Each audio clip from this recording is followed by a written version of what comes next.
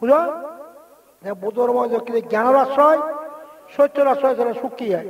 তাহলে জ্ঞান রয়ে গেলে সারিয়ার্য হচ্ছে জ্ঞান, ফতিত্ব সম্পত্তি জ্ঞান রয়ে গেলে সুখ, তারপর শরীর সারিয়ার্য হচ্ছে সুখ। এই সারিয়ার্য যদি বিশ্বাস করো, কর্মবল যদি বিচার করো, তুমি ধনী হয়ে পারিবি। যে সারিয়ার্য হচ্ছে বিচার নেই, কর্মবল বিচার তা গরিব যাবো, এরা বাংলা অনুবাদে যান। বুঝল, জ্ঞান হারা ওই না, জ্ঞান হারা, স্বধর্ম হারা, তাহলে তার ইয় হলো দুঃখ, ফল হলো দুঃখ। যারা জ্ঞান চায়, স্বধর্ম চায়, ইয় হলো সুখ, ফল হলো সুখ।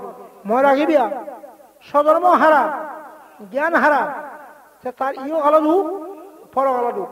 বুঝো, তুমি যাতে স্বধর্ম ওইবা, আমার তুমি জ্ঞান চাইবা, আমি স্বধর্ম হারা নহব, জ্ঞান হারা নহব, যাতে আমার ইহকাল পরকাল অনন্ত সুখের অধিকারী হয়ে পারিবা, জীবন উন্নতি হয়ে যাবা, অথবা নজাইবা শোনা এবং অভাজন নকরিবা। এটাই হচ্ছে বৌদ্ধ ধর্ম।